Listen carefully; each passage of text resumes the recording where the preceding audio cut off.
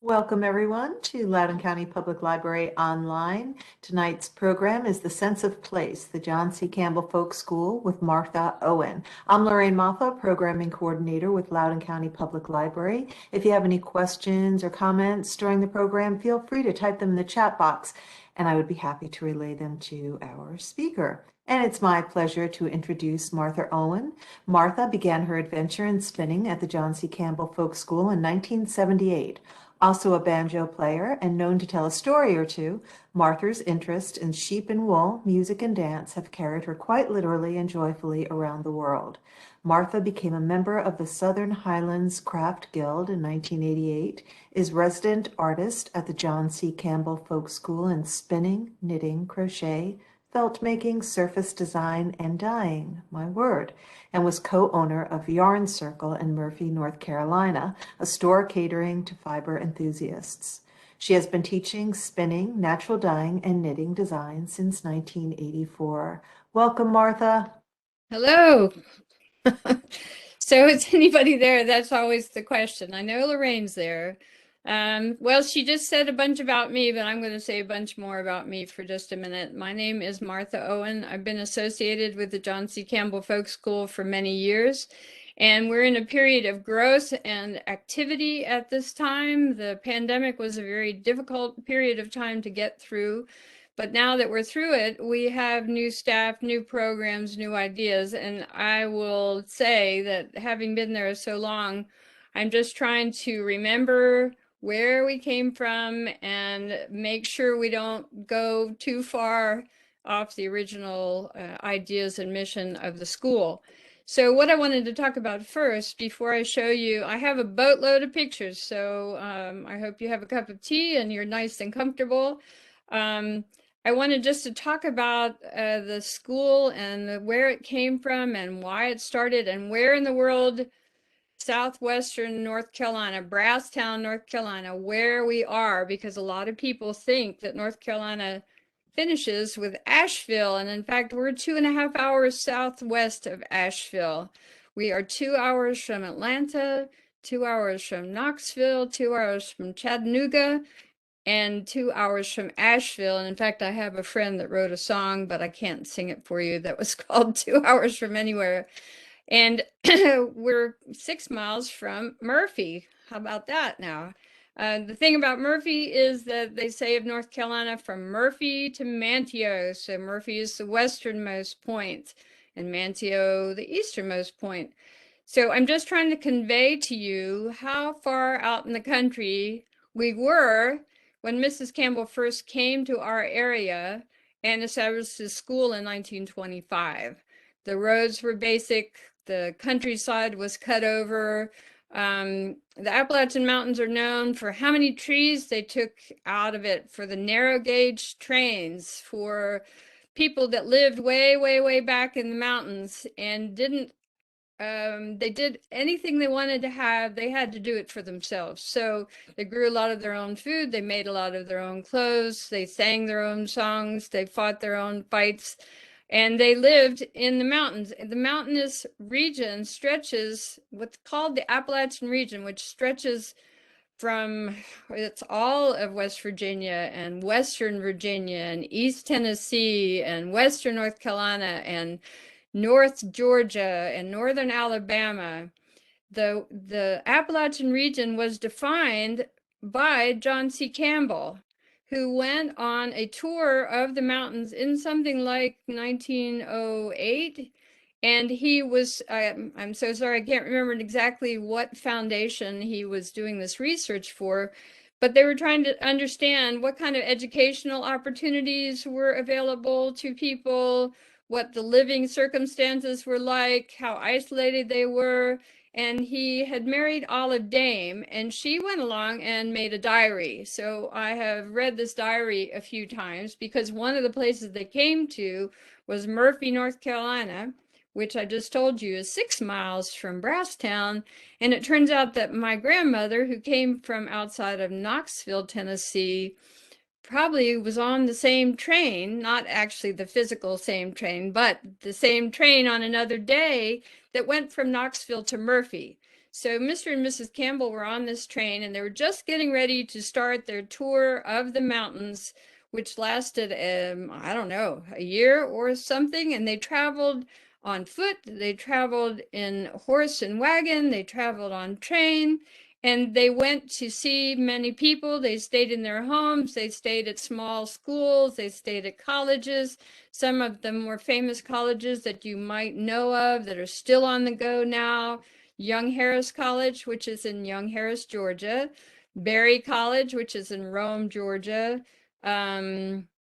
Berea College, which has been on the go for 100 years up in Berea, Kentucky.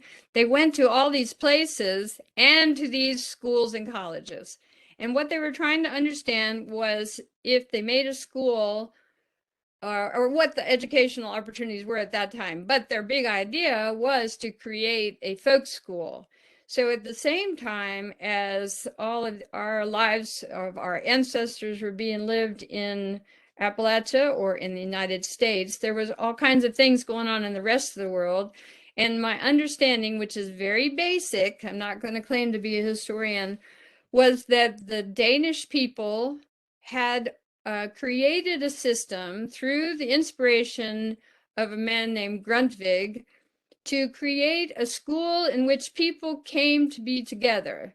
They didn't come for grades, they came to work cooperatively, they came to inspire each other, they came to, let's see, use discussion and conversation rather than reading and writing.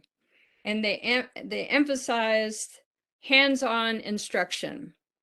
So Mr. Campbell unfortunately died, but Mrs. Campbell and Marguerite Butler went to the Scandinavian countries, and they traveled around for over a year trying to understand what this folk school model was. And then eventually they came to the Appalachian region, and they had a couple places they thought of citing a school, and eventually narrowed it down to Brasstown, North Carolina. So you can see from this picture that the school itself was established in 1925, and we're almost up to our 100th anniversary. And I know Mrs. Campbell would be very proud to know that this school was still on the go. But what we all need to understand, and that's more what I'm here to talk about today, is that this school started one way and now it's another. So if you say to me, I think I will come to the westernmost town in North Carolina, Martha, I think I want to come to your folk school. Will I have to milk cows? The answer is no. The original folk school model that started here included a dairy herd, it included a lending library, it included a credit union, it included a cannery where you could bring your garden produce and can it.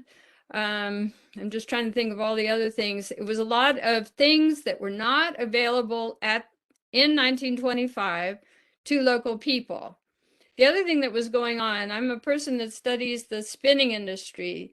You had the cotton mills that were moving out of the north in across the area just east of the Appalachian region. And so if you looked at a map, which I don't have a map for you to see, you would see that the cotton mills stretched straight across the state of North Carolina, all the way down into North Georgia, all the way up into Virginia. And a lot of people were leaving the land and going to these places for work. So there were benefits to that, but one of the things that was not a benefit was that these country places like Brasstown, North Carolina, was losing its young people. And if you lose your young people, you lose your life. You lose the life of the community. And if you don't have enough young people, you don't have a school. Everything goes together, and you probably see this in your own home area as things have changed down through the many, many years. So one of the things that Mrs. Campbell and Marguerite Butler were trying to do was create economy.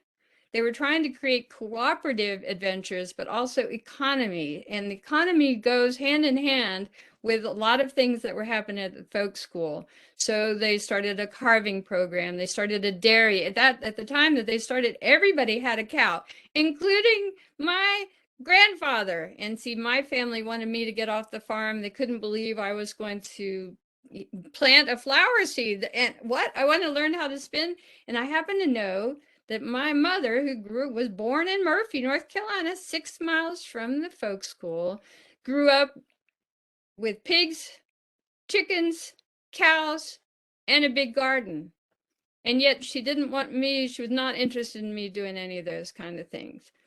So those things were really popular and in place to help you live in a successful, healthy manner in 1925. But then you had all kinds of people leaving the mountains looking for work. In my family, they went to Detroit, to the car industry. They went down to Atlanta, Georgia. What Mrs. Campbell and Mrs. Butler were trying to do was create economies so they could stay at home and stay on the land. Okay, so I'm just trying to give you a little bit of a background, but we are no longer a farm school. We haven't been a farm school for many years, and it's just that everybody's opinions on what to do with their lives and how they're going to do it just changes. And agriculture, as far as raising animals in this area, has gone way down. So there are a few cows around, but there's no dairies here. I know of one an hour away from here. That's the closest. So when you start talking to people about milking cows, like you said, you wanted to come to the folk school and milk a cow, I would have to work hard to find you a cow to milk. But there's lots and lots of different things that we can do. And what I'm finding extremely interesting and satisfying is that the attention to agriculture is really picking up. And a lot of young people are interested in small farms or just in gardening and nature and raising their own animals for some product. So here on this farm where I live, right now I have 40 sheep. I went to the John C. Campbell Folk School and I learned to spin. And that was in 1978. And by 1980, I had sheep and I still have sheep. And the thing that's super interesting to me is that first area of interest is still an extremely strong interest of mine. And so what has happened is the facts and the interest and the excitement all just piles up. And every time you think you know it all, then you find something else that you don't know at all. And so my particular thread, has been to follow sheep. But when I start looking at sheep, I find references all over the world. And that's why in my bio, it says that I have traveled quite joyfully all around the world. There's the history of sheep is a worldwide phenomenon. It's also a history-wide phenomenon. Sheep are like the oldest domesticated animal. And later on, I can tell you why Jesus talked about sheep so much if you want to know. But right now, let's see if I can make this advance. So one of the things that Mrs. Campbell did was she created a saying, or I can't think of how you would call it. The logo is the picture of the man following the plow there. It represented being joyful in your everyday life. So at that time, people were plowing. Now, what would your logo be? Would you be joyful with a computer on your lap? We'll have to think about that. The sign itself was made by a bunch of blacksmiths. We have a blacksmithing program. So what I'm going to do is just show you a bunch of photos, and I'm going to try not to talk about each one of them because there's like 70 of them. And if anybody has a question, Lorraine has some way of letting me know, and we will stop for just a minute. Okay? All right, let's see if it worked before we were all together. Oh, so this is what the countryside looks like around here. This was taken almost a year ago. So we're in the foothills of the Smokies, and you can see that some of the mountains are quite large. In the Murphy area, it's kind of like a bowl. And we're looking down on the garden at the folk school. So there's a vegetable garden. Now we're planting a dye garden, a beautiful dye garden for natural dyeing. Also, what do you call it? What do you make out of into baskets? Willow. They're planting willow. They're planting broomcorn. And if you come here, you have access to those so you can see what it's like to use something taken fresh from the land. And of course, right in the middle there, you can see what I call a clear cut. So that's an old way of farming where you just cut everything down. That kind of represents I'm just seeing right now that represents where we came from, because these mountains were naked back in 1925. Trees were all gone. So it's now a lush Eden, but it was not at the start of this whole thing. One of the things we like to do at the folk school is play tunes and dance. And so this is our Morris band. We have a Morris team. The Morris team is a bunch of people that like to dance. These girls are wearing wooden shoes. The wooden shoe wearing was very common in the countryside in England. People wore them on the farms, but mostly where this form of dancing came from was from the cotton mills in England. So we're going back to a spinning reference here. But one thing that happens at the folk school, we also have Appalachian clogging, where you play the fiddle and everybody starts jigging around. But this style of dancing happened to us because we had visitors from around the world who said, you know, you have a bunch of people here, you could get a dance team together. So this is Dame's Rocket. This is the dye garden. That was my first experiments with dyeing with fresh indigo, meaning I picked it and the next day I had color. That's indigo. So indigo is really making inroads in a lot of settings because this is Japanese indigo and you can harvest it 2 or 3 or 4 times and it doesn't require such hot temperatures. The other style of indigo, and there are many, the one that I know the best comes from coastal South Carolina. So this is one from Japan and you'll see it growing lots of places. This is madder. Madder makes reds and oranges and one of the favorite color sources of the mountains. And the English redcoats were madder red, and the red, white, and blue flags of the world, indigo, madder, and white wool. Oh, see how much you learned already? Marigold's my favorite. And this is a basket full of wool that came off of my sheep that were dyed with the dye stuffs from the dye garden here at the folk school in a handmade oak basket that I traded a whole sweater to own. I'm just letting you think about that. A whole sweater. Well, she had to cut down the tree and make all the weavers and polish them. This is spinning. This is Donna Kay. She's from New Hampshire, and she comes down in the wintertime and teaches people how to make their own yarn.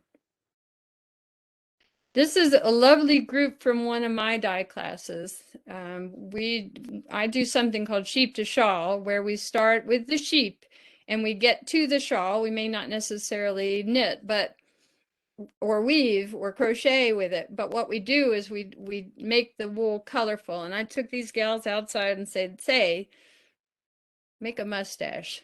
And they were so funny. I love this picture. And that's me in the middle of the pandemic wearing an example of surface design.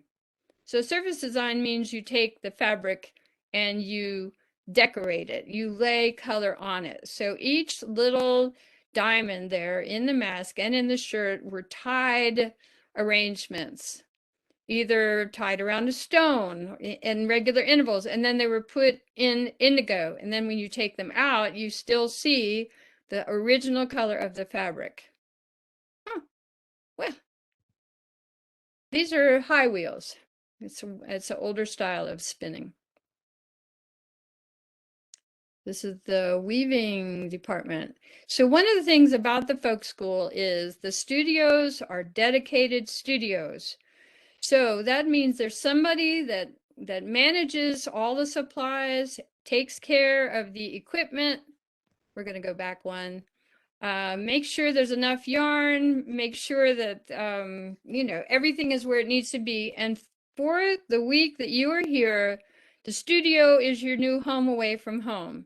So you don't have to clean up, you don't have to leave, you don't have to share the space. It's a dedicated studio. And I think that's a very incredible feature of the school. I've taught at a lot of conference type things where we have manufactured studios out of hotel rooms, that kind of thing. We've had to stop so a yoga session could happen or whatever. But this is a dedicated studio. For that week, it's yours. We have bookmaking. I thought these girls were very charming, meaning they designed their books, they tore their pages, They decided on the size of their books. They sewed the binding, and it looks like one gal tried to cut off her finger. Oh, we better keep going. And here's Renee. Renee loves the folk school. I think she lives down in Atlanta, maybe.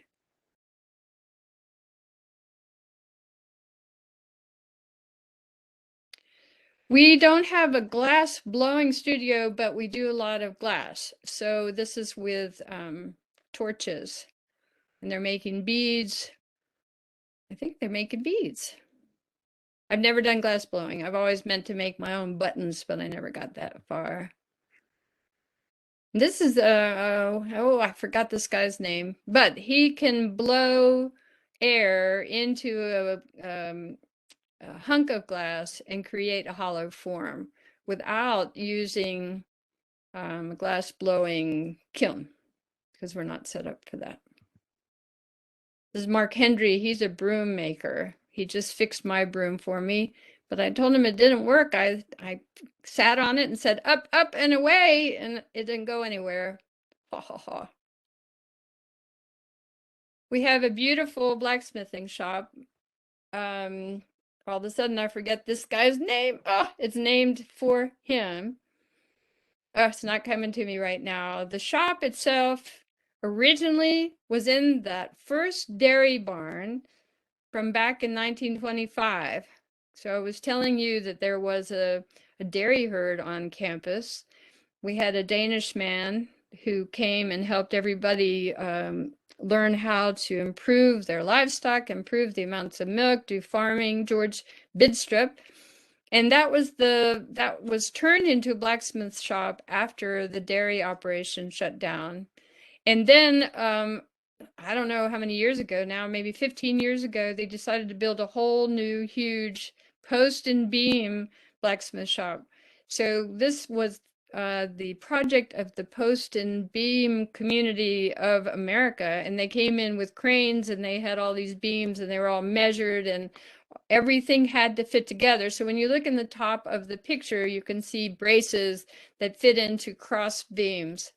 And it all did. It was the most crazy, interesting thing to watch. It's like if you were standing there watching them build Notre Dame, except for it was a blacksmith shop at the folk school. His name keeps floating by, and I can't think of his name. I'm going to think of it later. What is it? Oh, Francis Whitaker. My husband downstairs listening. So now you can see a little bit more of the inside of the shop.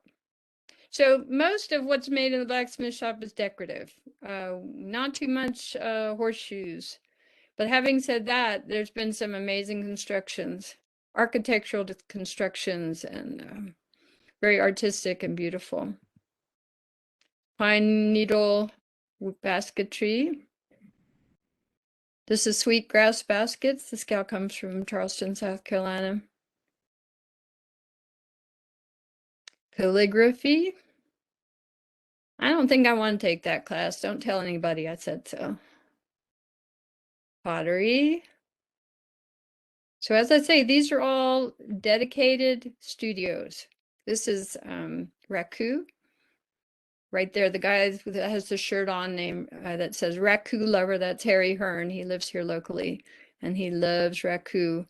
Raku, you have a heat source and you can affect the pattern on the pottery by what you wrap around the pots. So going back to sheep, I've seen some beautiful patterns that came when they wrapped them in sheep manure and hay. Wahoo! Something else for us to learn about. Turning on the wheel. This is from a cooking class. This is charcuterie and making sausages. And the guy on the left, that's Luke. Chef Luke is one of our Morris dancers, and he's also the chef of the local restaurant here. And that's Carla right in the middle. Carla was my sister-in-law, and she died last November. And she was a lovely spinner and knitter and weaver and natural dyer. But the thing that made her clock sing the loudest was making pie crust and cooking for people and being together. So I agree that being together is about the best thing there is. Carla. Here we are in the vegetable garden, so you can see the mountains again. Right now down here, it's very green. I expect that it's very green up in Virginia too. Then there's all different kinds of metalwork, from small, more decorative pieces to the blacksmithing that I showed you. So there's a jewelry and metals program as well. So this picture I had to stare at for a little while trying to understand it. Maybe she's making a belt buckle.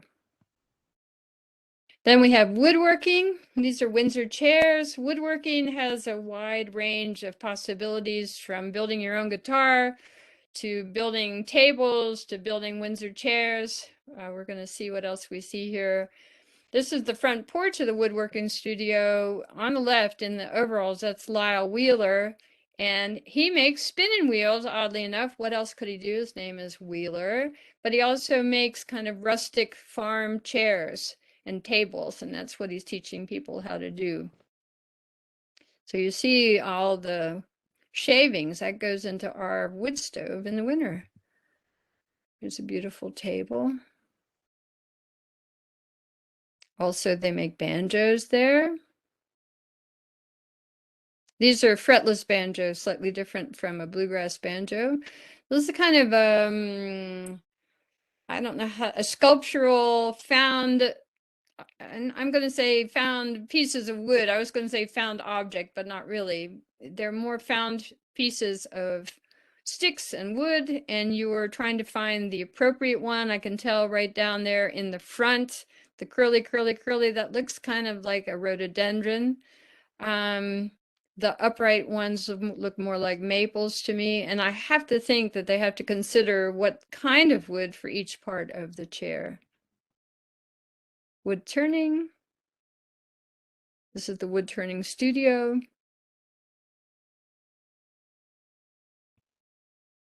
Oh, I didn't know I had so many wood turning people. Then there's also a writing program, which now is very much on computers. I've done a writing class a time or two, and we were writing with pencil and paper, not that long ago, or we just didn't, nobody had laptops at that time. So people then will read to each other. They might have a theme. They want to be writing their memoirs or a novel, a historical novel, or whatever. There'll be a focus or a poetry session. So each week we'll have a different style of writing when writing is offered. We're back at weaving.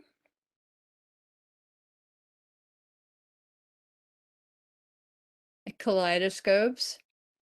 Another fun thing is kaleidoscopes. In my line of work, there was a story, but it might be folklore, that in the country of Shetland, there was a laird that passed kaleidoscopes to all the knitter designers in this part of the island to help improve their versatility at combining color.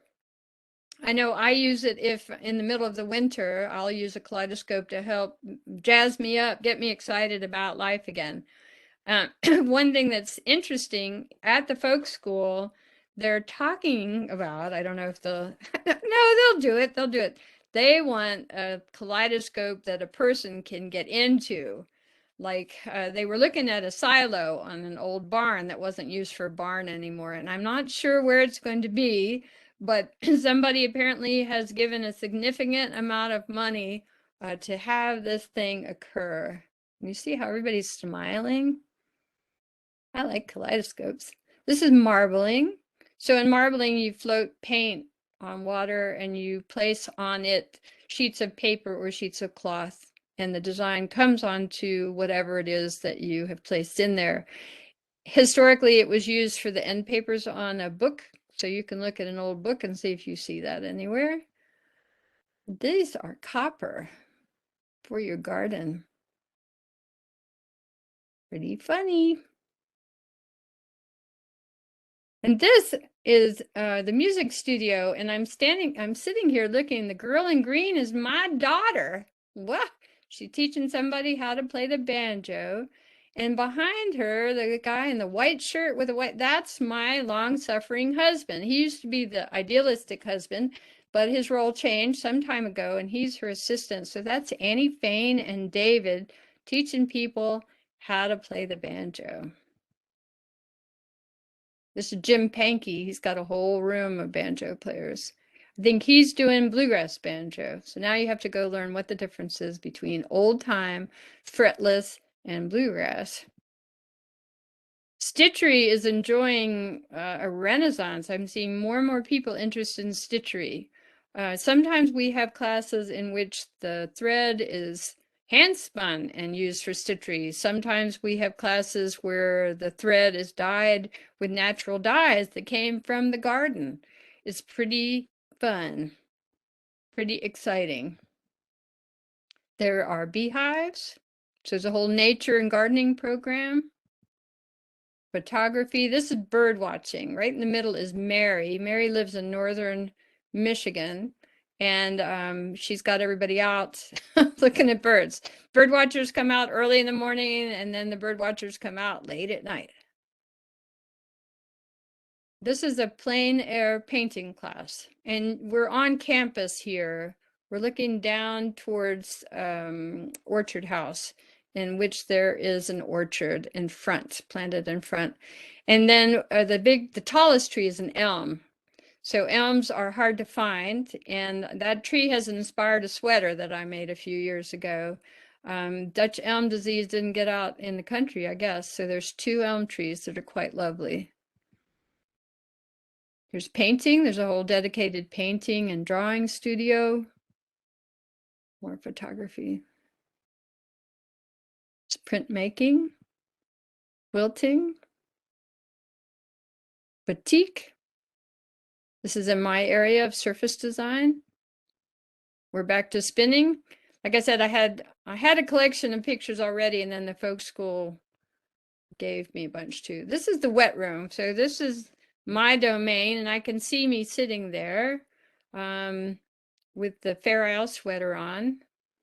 And as I say, it's a dedicated studio. So a lot of these spinning wheels live at the folk school. So when you come as a student, you can use one of them and be nice to it. And then you dust it off and put it back up on the top shelf. There are pots for dyeing. There's 4 sinks, 4 stovetops. We can move outside. We have a chalkboard. You know, it's pretty cool. Oh, I know you want to do puppets. Then you can talk to yourself. Shoemaking, carving. So the wood carving program is probably the most famous program at the John C. Campbell Folk School, in that it was one of the first ways that Mrs. Campbell added economy to the local area.